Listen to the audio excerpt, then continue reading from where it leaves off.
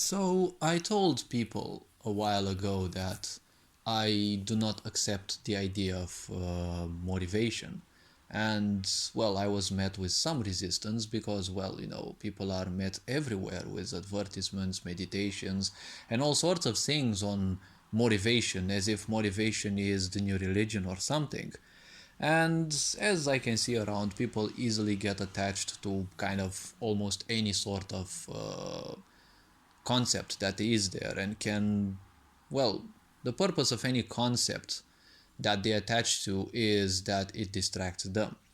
See, it took me 15 years of contemplation and figuring out why I wasn't motivated and why I couldn't find this elusive concept, this behemoth, beast, this shadow, whatever name I could find for it.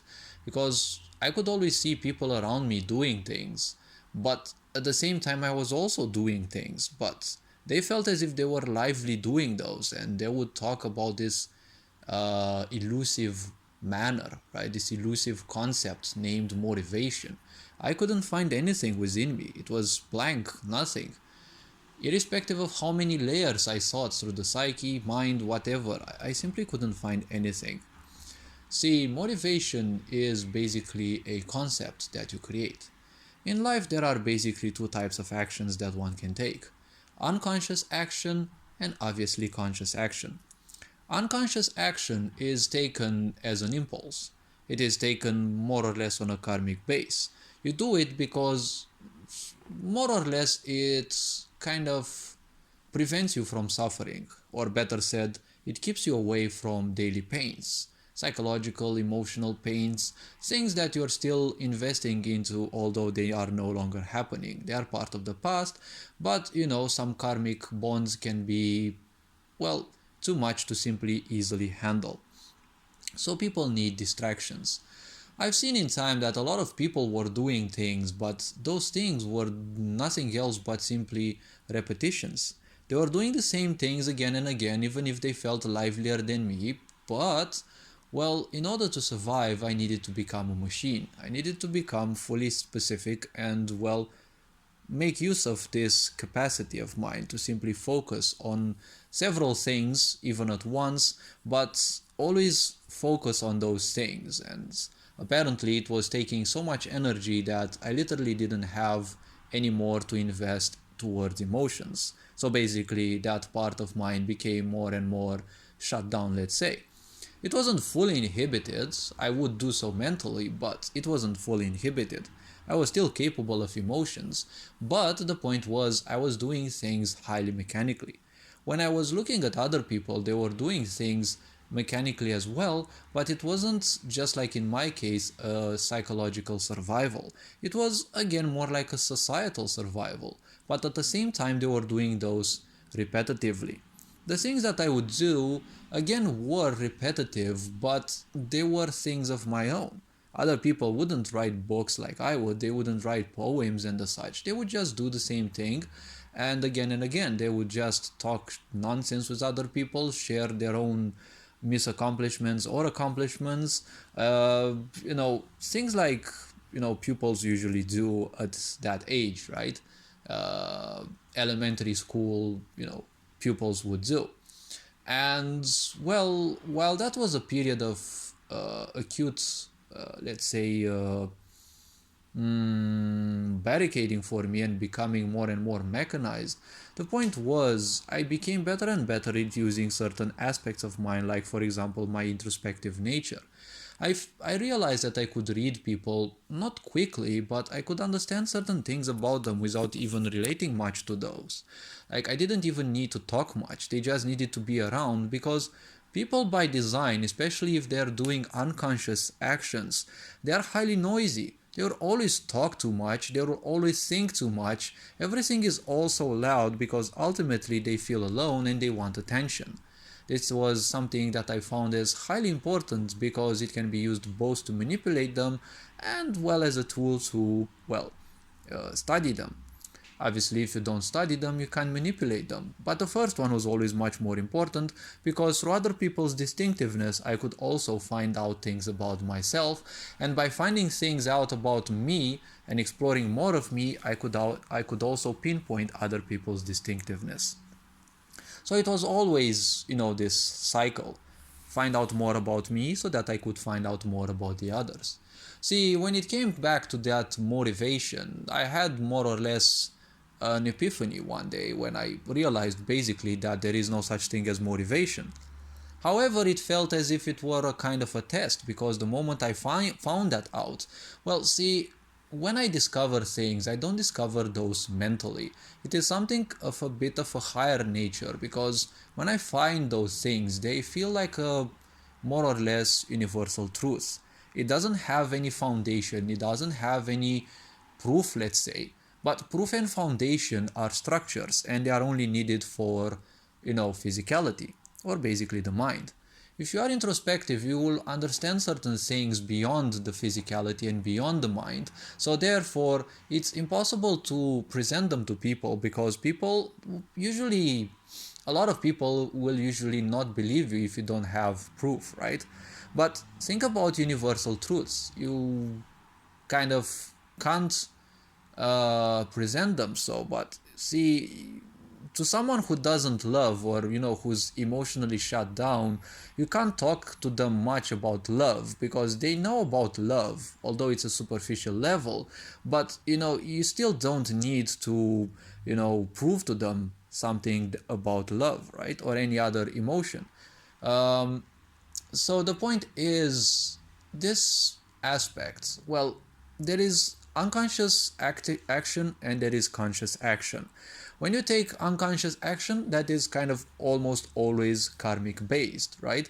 What you have been doing the most will be a very powerful impulse. You've been distracting yourself with music. Well, every time you want to do something new, like some, responsibilities or whatever, there will always be that tendency, right, to get back into those vibes of yours, right? Like smoking or listening to music or whatever would distract you most back in the times. When you take conscious action, as I prefer doing, even though at times it's more like enforced, but conscious action cannot be forced. So I simply cannot explain how I function, because I don't have rules in functioning. But when I do something, I just do it and that's it. I don't have any motivation towards doing it. I know I have to do it, so it has to be done. There's no forcing in doing it, unless it's something that's, well, doesn't represent me. If it doesn't represent me, I might have to force myself to do that, because my own things have more and more priority over other people's necessities and things and actions that need be done.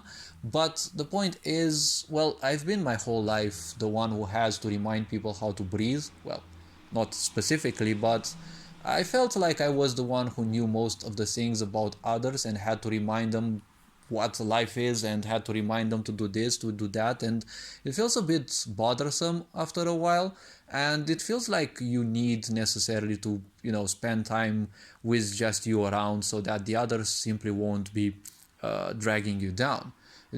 You reach a moment in life when you want people who can think for themselves and, well, handle on their own, and, well, so that you have the time to actually do things that you like. It's like since I started working on my own projects, is like the whole world felt like a divide. There were people who felt awkward about me suddenly shifting focus on things that aren't on their level of comprehension, or even if they were, it's always that divide, that what I create is different, and, well, I don't know, it's their own psychology. I don't bother with that. So when you take conscious action, you don't need motivation for that. See, the more you do something, the more you become better at that, right? Or the better you become at that. Every time you simply delay something, right? When you delay something because you don't want to do it, well, you technically become better and better at distracting yourself, right? And you become better and better at not doing those things. So the funny thing is, the next time you want to do something, you're already better at not doing it. So you're already gonna find some, excuses. And excuses are many, and obviously the best excuse is that you're not motivated, right? This is basically an excuse, and as I said, motivation doesn't exist. You can't change my mind about this. Try as you might, simply I won't accept that. I mean, sure, I'm open to new ideas, but it's your psychology, it's your own meaning, okay? I don't live by meaning, I don't need that. Well, not 100%, but obviously I don't need as much meaning as most people do. So the point is very simple. The more you delay taking action, the more unmotivated you will feel. Now, this is basically a proof that you're good at delaying things. You're not feeling unmotivated, you've just been delaying so many things in your life that this is how it feels when you motivate things. It is not lack of motivation, it is simply stacked disappointment. You could have done those things, you know that, but you simply chose not to. For whatever reason, it doesn't matter. I'm not here to present choices as good or bad. I'm not here to judge on people. I'm just presenting facts. And the point is, you're only feeling disappointment, stacked disappointment. And that's it. No lack of motivation, no nothing. As I said, that is just an illusion. You believe in it if you want, it's your own choice. I'm not here to say believing in motivation is good or bad, but if you take a look at this society, motivation is nothing else but a way to make money for certain people who do courses. Everything nowadays is showcased in courses. There are women teaching you how to date them. It's like, do you really need to? Like, do you really need to get taught on how to date women? It's for fuck's sake, it's written in your DNA. You don't need that, right? You just have given up on that, and you have pulled yourself down so much that you feel the disappointment not only from doing those, but for having accepted those illusions. When you feel down and unmotivated, you've actually woken up to the realization that you're disappointed on your choices, but you're still not willing to accept that, because simply saying I'm unmotivated is a good distraction enough. So, well, that's how it goes. When I want to do something and I take conscious action, like for example, I'm no longer as interested in working in my project as I was, but back in the times I would still use it as a distraction from the mundane pains.